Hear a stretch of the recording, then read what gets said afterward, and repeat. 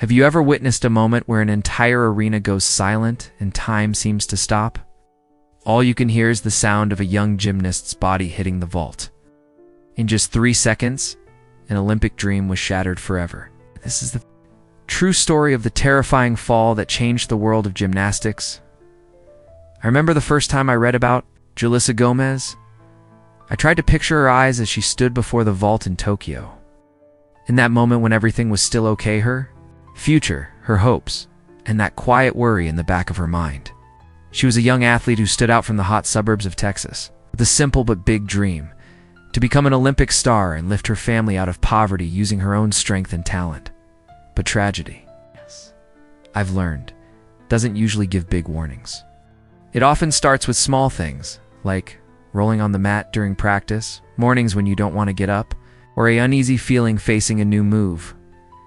Julissa was the daughter of immigrant manual laborers who spent their lives working the fields in southern Texas. She grew up with burning dreams of a solid home, new gymnastics shoes, and one day standing on the top podium in red, white, and blue. From a young age, that kid understood the cost of success, not just sweat, blood, tears, and the quiet loneliness that only someone who stood alone in a huge arena can know. From early on, Julissa was called gifted. But at this level, being gifted is just the ticket in. Behind the skills was a whole system where success is measured by medals and young athletes are picked like racehorses. That small girl quickly learned, if you want to move up, if you want to be noticed, you have to do things no one else dares to try. Back then, the Yurchenko vault was becoming the new trend, a test of bravery and perfect timing. Coaches, federations, and the whole American sports world wanted these big skill highlights to get an edge over the Soviet rivals. For Julissa, the Yurchenko was both a dream and a nightmare. She slipped many times, lost balance, felt the risk. But who could say no to the Olympics when it was just one step away? I once spent hours watching old footage of vault practices, listening to stories from teammates and coaches. Chella Stack, one of Julissa's training partners, told me in an interview you could just tell. She wasn't right for the Yurchenko. It wasn't a move for Julissa, if only someone had the guts to stop it. But in that world, stopping is rarely allowed. No one wants to be the first to step out of line. No one wants to be called coward. And like hundreds of other athletes, Julissa swallowed her fear, telling herself just one more try. Her coach, Al Fong, was the type that American sports history has praised, feared, and then criticized. He pushed Julissa non-stop, encouraging her with cold words that he later regretted. She'll do it. I believe in her. If you don't try, you'll never know how far you can go. No one knew that. In those months, Julissa sometimes wanted to quit. She told her mom, I'm scared, but still got in the car, still walked into the gym, because she knew so many people were counting on her that day. Everything seemed normal. But fate always picks the most ordinary days to hit hardest. Julissa stood at the end of the runway, her legs a bit shaky, eyes on the vault. She took a deep breath, telling herself, this time I'll make it. The sound of shoes hitting the mat, the air tight like a string. She ran with almost full speed, building up for the familiar vault. But in one moment, everything flipped as her left foot hit the springboard. Her foot suddenly slipped just a split second. No one saw it coming. The jump went wrong, losing all power, leaving Julissa out of control. Her small body spun in the air like a broken doll, arms flailing uselessly, instead of landing on her feet like always. Julissa's little frame fell freely, her head and neck smashing straight into the edge of the vault with a dry, heavy sound. Sound that everyone there that day could never forget. Time seemed to freeze. Julissa collapsed to the floor, lying still. Her legs, arms, whole body twisted in a weird way, almost lifeless. The crowd went quiet, then someone cried, someone yelled. For doctors, her coach screamed, help! Get help for the kid, quick! Julissa opened her eyes, but her body wouldn't follow any commands. She tried to move her arms, her legs, but everything was frozen, numb. The paralysis rose from her spine, spreading through her body like a cold wave. Drowning all hope of survival, blood trickled from her temple, her breathing quick and shallow. her eyes wide with horror and despair. That's the last image her competitors in the audience remembered of Julissa then. Right away, doctors and medical staff rushed to the floor, racing against every second. They checked her pulse, stabilized her neck, quickly put her on a stretcher, and moved her to the hospital in full paralysis from the neck down.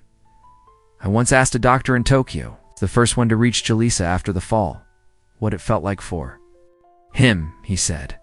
I saw, eyes wide open, full of panic and pain.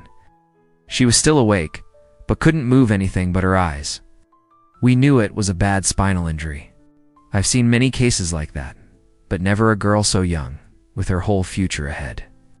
At the hospital, Julissa was still awake. She communicated with her eyes, blinking awkwardly when her parents and friends asked questions, but fate wasn't done yet. During one medical check, she got disconnected from her breathing tube.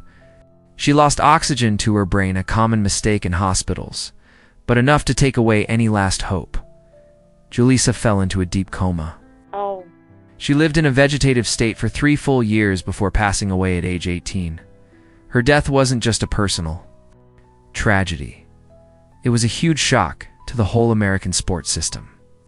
To the people who had cheered her on and pushed her forward despite the dangers, newspapers back then all ran photos of Julissa young face. Bright eyes with scary headlines, like "Why her? How many more Julissas will pay the price?" Forums and gymnastics groups had to face the truth. We had made scores an excuse to ignore safety, to not take young kids' lives seriously in a game too big for them. Her coach Al Fong later sat quietly in his Tokyo hotel room, asking himself over and over, is one score worth a young girl's life? And the answer, though it came too late, was no. Never. Julissa's death didn't just leave heartbreak for her parents and friends. It woke up the whole American gymnastics community from their dream of glory. They realized all the titles, medals, and praise mean nothing next to how fragile a person's life is. Her tragedy didn't end quietly. It spread like an oil spill, shaking a world that thought youth and sports fame made people unbeatable. In meeting rooms and federations, leaders had to look back. They couldn't keep saying falls, injuries, and deaths were just part of top-level sports. In 1989, the International Gymnastics Federation FIG made the first big change. U-shaped mats, special padding for vaults, became required in all competitions. It's not just an option for coaches. Yurchenko-style vaults, known for being dangerous because of slips and neck falls, got extra attention and checks. Experts from the US to the Soviet Union held workshops to study risks. They warned, athletes' lives must come first. No skill or score is worth more than a life. But the biggest change wasn't in equipment, it was in how people thought. In gyms once full of yelling, coaches started listening more. Athletes could admit they were scared without being called weak. Rules got even stricter. Anyone doing a Yurchenko vault without a safety mat would get disqualified, right? Away, 0 points. The old vaulting horse narrow hard surface, easy to slip on, was fully replaced by a new vault table, wider, with thick padding, fewer sharp edges. It cut down on neck and back breaks a lot. What Julissa went through became a case study in every coach training course across the US and the world. Anyone who saw it live or on TV could never forget that fall. The way she died changed forever. How we think about safety, coaches, old teammates, young athletes, all say it again and again. We practice vaults and always remember Julissa. It's not fear, it's respect and being aware. 3 years after the fall in Tokyo, Julissa left this world. Her funeral was simple and quiet, but packed with coaches, athletes, reporters, and friends. The mood was heavy and full of regret. Mom said through tears, "I thought if my daughter just tried hard, she'd have everything.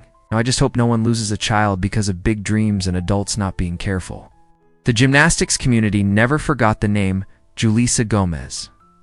Decades later, in any gym or competition, the image of that small girl still comes up like a reminder.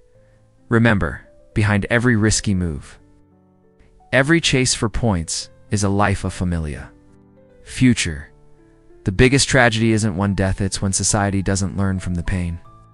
But luckily, Julissa didn't die for nothing.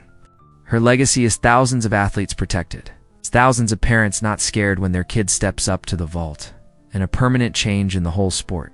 Julissa Gomez, a name, a lesson, a symbol.